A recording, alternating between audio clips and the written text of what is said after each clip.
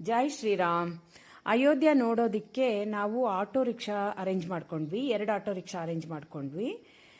ನಮ್ಮ ಪ್ಲಾನ್ ಪ್ರಕಾರ ನಾವು ಮೊದಲು ರಾಮ ಮಂದಿರಕ್ಕೆ ಹೋಗಬೇಕಾಗಿತ್ತು. ಆದರೆ ಬೆಳಗ್ಗೆನೆ ತಿಂಡಿ ತಿಂದ್ಬಿಟ್ಟಿದ್ವಲ್ಲ, ಒಂಥರ ಸಂಕೋಚ ದೇವ್ರ ದರ್ಶನಕ್ಕೆ ಹೋಗೋದಿಕ್ಕೆ. ಯಾಕೆಂದ್ರೆ ನಾರ್ಮಲಿ ನಾವೆಲ್ಲ ದೇವಸ್ಥಾನಕ್ಕೆ ಹೋಗಬೇಕು ಅಥವಾ ದೇವ್ರ ದರ್ಶನಕ್ಕೆ ಅಂತ ಹೋಗುವಾಗ ಬೆಳಗ್ಗೆನೆ ಹೋಗ್ತೀವಿ ಮಡಿಯಿಂದ.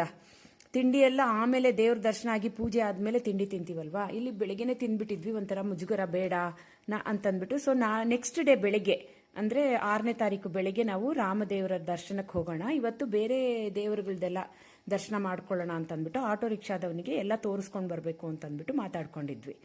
ಅವನೇನು ಮಾಡ್ದ, ನಮ್ಮನ್ನ ಮೊದಲು ಒಂದು ಇಕ್ಕಟ್ಟಾದ ಒಂದು ಬೀದಿ, ಒಂದು ತುಂಬ ಇಕ್ಕಟ್ಟಾಗಿತ್ತು ಆ ಬೀದಿ, ಅಲ್ಲಿಗೆ ನಮ್ಮನ್ನ ಕರ್ಕೊಂಡೋದ್ರೆ ಅಲ್ಲಿ ನೋಡಿದ್ರೆ ಪಕ್ಕದಲ್ಲಿ ಎಷ್ಟೊಂದು ದೇವಸ್ಥಾನಗಳು.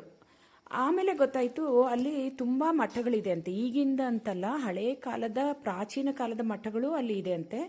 ಒಂದು ಹನುಮಾನ್ ಮಂದಿರ ಇತ್ತು, ಆಮೇಲೆ ಶ್ರೀ ರಾಮವಲ್ಲಭ ಕುಂಜ್ ಅಂತ ಒಂದು.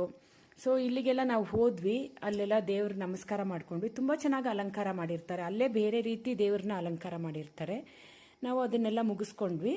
ಆಮೇಲೆ ಅಲ್ಲಿಂದ ನಾವು ಸೀತಾಕಿ ರಸೋಯಿ ಅಂತ, ರಸೋಯಿ ಅಂದರೆ ಹಿಂದಿಯಲ್ಲಿ ಅಡುಗೆ ಮನೆ ಅಂತ. ಇದು ಸೀತಾಮಾತೆಯ ಅಡುಗೆ ಮನೆ ಆಗಿತ್ತಂತೆ ದಶರಥ ಮಹಾರಾಜನ ಕಾಲದಲ್ಲಿ. ಇದು ಬಂದು ಆಗ ದಶರಥ ಮಹಾರಾಜನ ಅರಮನೆಯ ಒಂದು ಭಾಗನೂ ಆಗಿತ್ತಂತೆ. ಇಲ್ಲಿ ಸೀತಾಮಾತೆ ಅಡುಗೆ ಮಾಡ್ತಾ ಇದ್ರಂತೆ. ತನ್ನ ಕೈಯಿಂದ ತಾನೇ ಸ್ವತಃ ಅಡುಗೆ ಮಾಡಿ ತನ್ನ ಪತಿ ಶ್ರೀರಾಮನಿಗೆ ಮಾತ್ರವಲ್ಲ, ತನ್ನ ಮೈದುನರಾದ ಭರತ, ಲಕ್ಷ್ಮಣ, ಶತ್ರುಘ್ನ ಅವರಿಗೂ ಕೂಡ ಅಡುಗೆ ಮಾಡ್ತಾ ಇದ್ರಂತೆ. ಇಂದಿಗೂ ಇಲ್ಲಿ ಸಾವಿರಾರು ಭಕ್ತರಿಗೆ ಅನ್ನದಾನ ಮಾಡ್ತಾರೆ. ನಾವು ಇಲ್ಲಿಂದ ರಾಮ್ ಕಥಾ ಕುಂಜ್ ಅನ್ನುವ ಸ್ಥಳಕ್ಕೆ ಭೇಟಿ ನೀಡಿದ್ವಿ.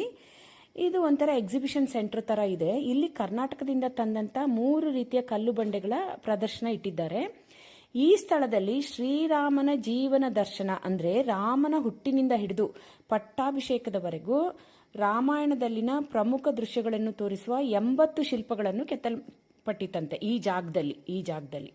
ಅಸ್ಸಾಂನ ರಂಜಿತ್ ಮಂಡಲ್ ಮತ್ತು ನಾರಾಯಣ್ ಚಂದ್ರ ಮಂಡಲ್ ಅವರು ಈ ಶಿಲ್ಪಗಳನ್ನು ಕೆತ್ತಿದ್ದಾರೆ.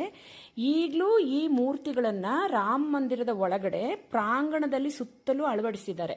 ಅಲ್ಲಿ ಮೊಬೈಲ್ ಅಲೋ ಇಲ್ಲ, ಅದರಿಂದಾಗಿ ನಮಗೆ ಅಲ್ಲಿ ಫೋಟೋ ಯಾವುದು ತೆಗೆಯೋದಿಕ್ಕಾಗಲಿಲ್ಲ.